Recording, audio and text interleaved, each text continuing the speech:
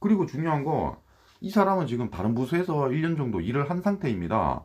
근데 무슨 회장님 사택에서 뭐 성폭력, 성희롱, 언어폭력 저런 것 때문에 뭐 하루하루 버티는 게 힘들었다는 얘기를 합니까? 지금 다른 부서에 있는데 이미 1년 동안이나 있었는데요. 그래서 이 여직원이 퇴사를 하는 건저 회장의 성추행이 아니라 다른 이유가 아닐까라는 생각이 드는 거예요. 안녕하세요. 열람입니다. 회장 비서 성추행 2탄입니다. MBC에서 또 단독으로 2편을 내놨습니다. 한번 볼게요. 12월 24일의 기사고요. 또 단독이죠. 내 딸도 남에게 해줄 수 있는 일, 회장님의 황당한 변명, 이렇게 또 자극적으로 제목을 달았습니다. 이게 무슨 얘기냐면, 그러니까 안마를 해줬잖아요. 그러니까 안마를 해달라고 해서 안마를 받았습니다. 아니 왜 나한테 안마를 해달라고 했냐라고 하니까 회장님이, 야 이거는 내 딸도 해줄 수 있는 거야, 이런 식으로 변명을 했다, 이렇게 제목을 달았어요. 내용을 볼게요. 피해 직원은 결국 극심한 고통에 시달리다 2달 전 회사에 사직서를 냈습니다. 그래요. 처음부터 이상하죠. 극심한 고통에 시달렸다고 했는데 결국 지금 밝혀진 건 안마를 했다라는 것밖에 없습니다. 그러니까 안마를 하면서 뭐 회장이 만졌다거나 뭐 그런 게 전혀 없어요. 2년 3년 동안 그냥 안마만 했다는 얘기야. 근데 무슨 뭐 극심한 고통에 시달려, 저렇게 말하는 것 자체가 이상하다는 얘기입니다. 그러면서 회장에게 정식으로 사과를 요구했습니다. 억지로 안마를 시키는 거는 인정을 하고 사과를 하면서도 그런 건 딸도 할 수 있는 일이라고 어처구니 없는 변명을 늘어놨다고 하네요. 한번 내용을 더 볼게요. 회장에게 밑보인 뒤 작년 10월 비서실에서 다른 부서로 발령이 난 피해 직원, 시작 자체가 이상합니다. 추가 정보가 나왔는데요. 회장에게 밑보여서 작년 10월에 비서실에서 다른 부서로 발령이 났다고 합니다. 이 직원이 입사를 언제 했냐면 2018년 6월 25일에 환영회식을 했다고 했어요. 그러니까 2018년 6월에 입사를 한 겁니다. 37살에 비서로서 입사를 했어요. 그리고 2010년 10월에 다른 부서로 발령이 났다는 겁니다. 그리고 결국 1년 만에 사직서를 냈다라고 하죠.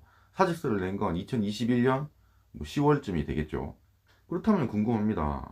그러니까 다른 부서로 발령이 난 이후에, 그러니까 2010년 10월에 다른 부서로 발령이 났고 그 다른 부서에서 지금까지 있었잖아요. 지금까지 있으면서 뭐 다른 일을 했을 거 아니야. 그러다가 결국 사직서를 냈잖아요. 그러면 이 사직서를 낸 이유가 뭐 회장의 안마 때문이라는 겁니다, 지금. 그러면 그 사직서를 낸 이유가 회장의 안마 때문이 맞습니까? 그 자체가 이상합니다. 그래서 저는 이 사람의 말을 처음부터 끝까지 믿을 수가 없는 거예요. 그래서 제일 처음에 이 회장에게 밑보인 뒤 이 말 자체도 사실 믿을 수가 없습니다. 어떤 일이 있었는지는 이 비서의 말만 듣고 판단할 수는 없을 것 같아요. 더 볼게요. 퇴직 사유에는 회장의 성추행과 괴롭힘을 손으로 하나하나 적었습니다. 그래요. 아니 여기서 말하는 괴롭힘, 그리고 이 밑에 또 얘기가 있습니다. 첫 회식 날 회장님 사택에서 성폭력을 시작으로 성희롱, 강제추행, 언어폭력으로 인해 하루를 버티는 것도 힘들었습니다. 몸도 마음도 치료가 필요해 사직서를 냅니다. 이렇게 이 말 전체가 이상합니다. 이 윗줄에 괴롭힘, 그 다음에 밑에 성희롱, 강제추행, 언어폭력, 이런 말들에 대한 근거가 하나도 없습니다. 아니 지금 기자랑 인터뷰를 하면서 그냥 성추행을 당했고 뭐 언어폭력을 당했어요, 성희롱을 당했어요 라고 얘기만 하지 여기에 대한 근거가 하나도 없고요. 안마밖에 없습니다. 안마. 그러니까 지금 있는 사실은 안마밖에 없어요. 근데 자꾸 저런 식으로 주장을 하는 겁니다. 아니 저런 데 대한 근거는 왜 내지를 않는 거죠? 그리고 중요한 거, 이 사람은 지금 다른 부서에서 1년 정도 일을 한 상태입니다. 근데 무슨 회장님 사택에서 뭐 성폭력, 성희롱, 언어폭력 저런 것 때문에 뭐 하루하루 버티는 게 힘들었다는 얘기를 합니까? 지금 다른 부서에 있는데 이미 1년 동안이나 있었는데요. 그래서 이 여직원이 퇴사를 하는 거 회장의 성추행이 아니라 다른 이유가 아닐까라는 생각이 드는 거예요. 그리고 사실 이 문장 자체가 웃깁니다. 아니 사직서를 내는데 저런 식으로 쓰는 것 자체가 이상합니다. 아니, 누가 사직서에 내가 성추행을 당해서 사직서를 냅니다 이럽니까? 아니 사직서를 내면서 저런 말을 쓰는 사람은 없습니다. 이건 그냥 문제를 삼겠다라는 얘기밖에 안 돼요. 다음 볼게요. 회장은 첫 회식 때 사택에서 강제추행은 완강히 부행했습니다. 그러네요. 녹취가 있네요. 이건 10월 25일에 이모 회장은 직접 찾아가가지고 또 녹취를 한 겁니다. 그러니까 퇴사한다고 사직서를 내고 나서 딱히 뭐 아무 얘기가 없으니까 회장실로 찾아간 거예요. 그때 또 녹음기를 들이밀었다 이런 얘기죠. 그러니까 너한테 책 잡힐 만한 일을 한 게 없어 라고 하죠. 이건 첫 회식 때 키스 얘기를 하는 거죠. 회장의 입장은 나는 너한테 키스를 한 적이 없다 이 얘기입니다. 아니, 그러니까 이 키스라는 얘기 자체를 비서 혼자 주장을 하는 거예요. 그러니까 회장은 이렇게 얘기를 하잖아요. 그러니까 책 잡힐 만한 일을 한 게 없다라고 해요. 보통은 여기서 만약에 했는데 좀 이렇게 숨기려고 한다면 이렇게 얘기를 안 하고요. 너한테 책 잡힐 만한 일을 한 기억이 없다라고 얘기를 하게 됩니다. 보통 사람은 그렇게 돼요. 책 잡힐 만한 일을 한 게 없다라고 얘기를 하는 건 정말로 그렇게 생각하는 것 같습니다. 그러니까 또 요 직원이 키스한 거 기억 안 나신다고요? 저는 생생하게 침 냄새까지 기억나는데 이래요. 저 말 자체가 뻥이잖아요. 침 냄새가 기억날 리가 없잖아. 지금 3년이 지났는데. 그래서 그냥 과장하는 것 같다, 그런 생각이 드는 겁니다. 마지막에 또 볼게요. 안마를 안 시켰습니까? 이렇게 물어보니까 안마를 해달라고 한 거는 내가 잘못했다고, 그건 미안하다고 하네요. 그래서 결국 안마를 요구한 거 회장이 맞는 것 같습니다. 근데 이것도 중요한데요. 이게 1편에서 제목을 어떻게 뽑았냐면 마사지라고 뽑았거든요. 마사지 44번. 결국은 마사지냐 안마냐 하는 겁니다. 이 두 개의 단어는 비슷한 것 같으면서도 그 뉘앙스의 차이가 있습니다. 마사지라는 단어를 딱 이게 들었을 때 떠올리는 그런 것들이 있어요. 뭔가 뭐 건전 마사지, 어떤 이렇게 뭐 가게에 붙어 있는 무슨 마사지 이런 거 좀 퇴폐적인 그런 게 떠오른다고요. 근데 안마라고 한다면 어떤 게 떠오르냐면 그냥 뭐 손녀가 할아버지를 안마해 주는 거 이런 게 떠오른다고요.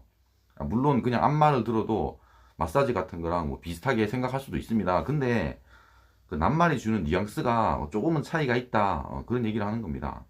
정말로 그런 뭐 어깨를 주무르는 그 정도의 안마라고 생각이 든다면 그러니까 비난 가능성이 조금 더 낮아질 수 있다, 그런 생각이 드는 거예요. 그렇다고 하더라도 안마를 해달라고 했으니까 직원한테 그런 걸 시키면 안 되잖아요. 그래서 뭐 미안하다고 얘기는 했습니다. 다음 볼게요. 큰 잘못을 한 건 아니라고 주장을 했다. 난 네가 회장님이 하신 짓이라고 그럴 정도의 짓은 하지 않았어 라고 하네요. 그러니까 제 생각도 그럽니다.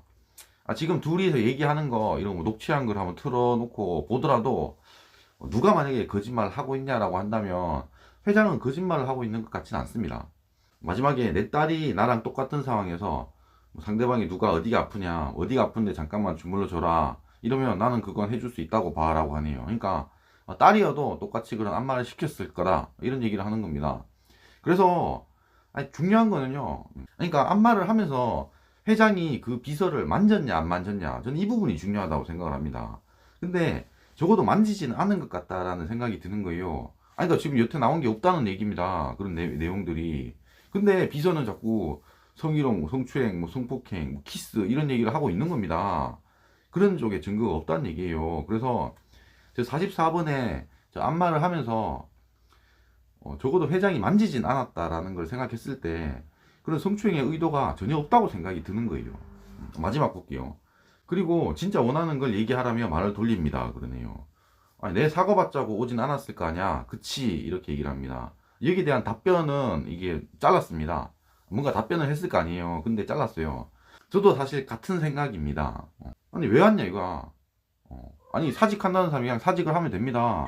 왜 사직하는 마당에 사직서에다가 회장이 성추행에 있어서 뭐 사직을 합니다, 이런 말을 쓰는 거 하면 이미 지금 회장 그 비서직을 한 지가 1년이 지났어요. 근데 이런 걸 문제 삼는 것 자체가 이상하다는 얘기입니다.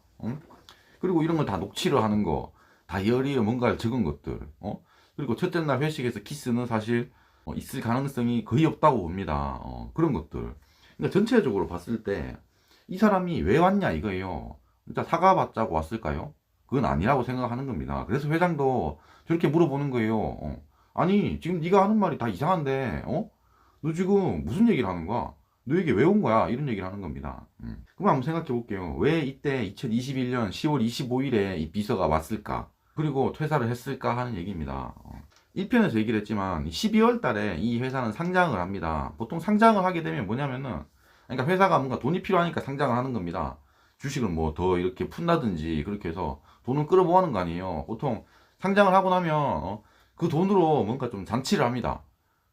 아니 뭐 그걸로 그냥 다 급여로 뿌릴 수는 없겠지만 뭐 투자를 하고 뭐 회사를 산다든지 그런 식으로 돈을 좀 쓴단 말이에요. 이 10월달 이때쯤에 이 회사에서 되게 중요한 순간이었던 겁니다. 12월에 상장을 했으니까 어쨌든 이때 가장 바쁠 때고 앞으로의 그런 계획들도 다 짜놓고 이제 뭐 그런 돈으로 뭘 하자 뭐 이런 말들이 오고 갔을 때란 얘기예요. 그냥 사과받고자 가진 않았을 거 아니에요, 회장 말대로. 그 이후에 MBC에도 제보를 해가지고 이제 터트렸잖아요. 그러고 있는 이유가 뭐냐 이 얘기입니다. 영상이 마음에 들었으면 구독과 좋아요 감사합니다.